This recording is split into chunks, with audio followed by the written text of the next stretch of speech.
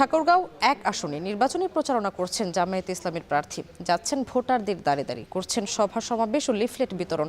প্রচারণার আরও খবর জানাতে ঠাকুরগাঁও ১ আসন থেকে যুক্ত হচ্ছেন নাহিদ রেজা। নাহিদ, জানাবেন প্রচারণা কেমন দেখছেন, আর একই সঙ্গে জানাবেন প্রার্থীরা ভোটারদেরকে কি কি প্রতিশ্রুতি দিচ্ছেন।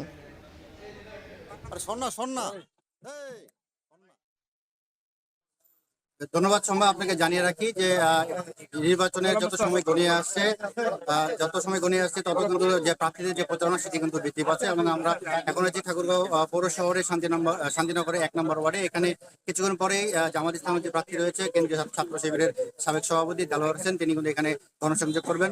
এর আগে তিনি ফারাবাড়ি সদর উপজেলা ফারাবাড়ি এলাকায় গেছেন এবং সেখানে গণসংযোগ করেছেন, ভোটারদের দ্বারে দ্বারে যাচ্ছেন, বিভিন্ন উন্নয়নের যে প্রতিশ্রুতি সেগুলো দিচ্ছেন। এবং কি এখন আমরা রয়েছি ঠাকুরগাঁও পৌর শহরের শান্তিনগর এলাকায়। এখানে কিছুক্ষণ পরে কিন্তু তিনি যে নির্বাচনী যে গণসংযোগ, সেই গণসংযোগে এখানে অংশ নেবেন এবং এখানে ভোটারদের সঙ্গে কুশল বিনিময় করবেন। তবে একটি অভিযোগ তিনি আমাদেরকে করেছেন বিভিন্ন গণসংযোগে গিয়ে, যে জামাত ইসলামের যে গণসংযোগ এবং উত্থান বৈঠক সহ বিভিন্ন যেসব কার্যক্রম রয়েছে, সেসব কার্যক্রমে বিএনপি যারা সমর্থক রয়েছে তারা তাদেরকে আসতে বাধা দিচ্ছে বলে এমন একটা অভিযোগ কিন্তু তিনি আমাদেরকে করেছেন।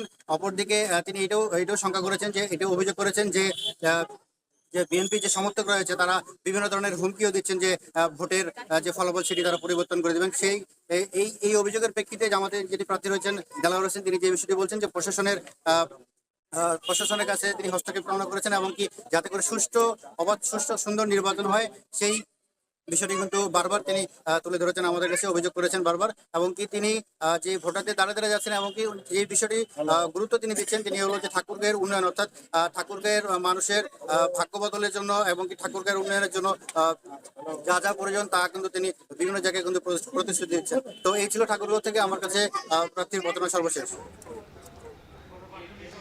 দর্শক, ঠাকুরগাঁও থেকে নির্বাচনী প্রচারণার খবর জানাচ্ছিলেন নাহিদ রেজা।